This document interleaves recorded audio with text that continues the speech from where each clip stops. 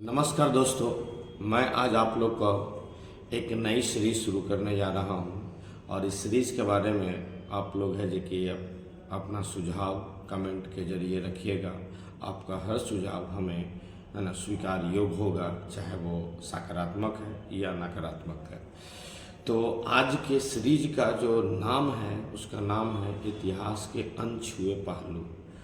मैं पिछले कई वर्षों से शिक्षण कार्य कर रहा हूँ जिसमें इतिहास सब्जेक्ट को पढ़ने और पढ़ाने का काम करता हूँ। तो इसमें मैंने देखा कि बहुत सारे ऐसे पहलू हैं जिसे मैं पढ़ाने के दरमियान में शिक्षण कार्य के दौरान में मैं इसे नहीं बता पाता हूँ क्योंकि वो सिलेबस में नहीं आता है।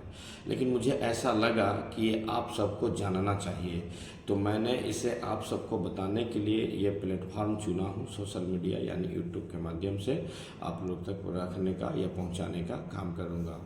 तो आज के ये जो सीरीज है वो इतिहास के अनछुए पहलू में पहला आज का जो टॉपिक है, जो आप नीचे पिक देख रहे हैं, वो पिक है एक अंग्रेज अधिकारी का, और वो अंग्रेज अधिकारी का नाम है एलन ऑक्टेवियन ह्यूम, जिसे A.O. ह्यूम कहा जाता है।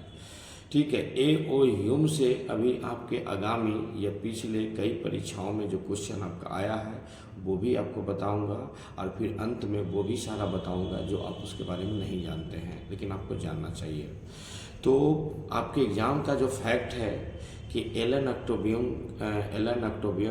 ऑक्टेवियन ह्यूम को कांग्रेस के संस्थापक कहा जाता है, कांग्रेस का पिता कहा जाता है। ठीक है, इसे हर्मिट ऑफ शिमला या शिमला का संत कहा जाता है। इसकी जीवनी एक अंग्रेज अधिकारी विलियम बेडनवर्थ ने लिखा था। इसकी एक पत्रिका थी लोकमित्र, जिसे पीपुल्स फ्रेंड भी कहा जाता है। एक रिटायर अवकाश से मतलब एक रिटायर यानी अवकाश प्राप्त एक अंग्रेज अधिकारी है और ये निवासी है स्कॉटलैंड का। ठीक से आपका एक और जो फैक्ट है कि इसने कलकत्ता विश्वविद्यालय के स्नातक के छात्रों को ये एक लेटर लिखेगा और एक राष्ट्रीय कांग्रेस की स्थापना करने में सफल होगा। तो ये आपके एग्जाम से संबंधित फैक्ट हैं जो आपके विभिन्न एग्जामों में पूछेगा। लेकिन अब इससे अनछुए पहलू क्या है जो सुनिएगा। ये जो अंग्रेज अधिकारी का फोटो देख रहे हैं, ये 1857 के विद्रोह में खुफिया विभाग का चीफ था यानी प्रमुख था।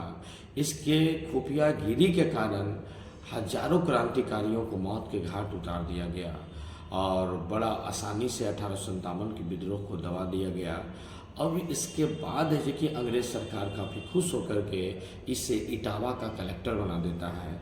जब ये इटावा का कलेक्टर बनता है तो वहाँ जितने भी विद्रोही क्रांतिकारी किसान थे उनमें से अधिकांश को ये जिंदा जलवा देता है।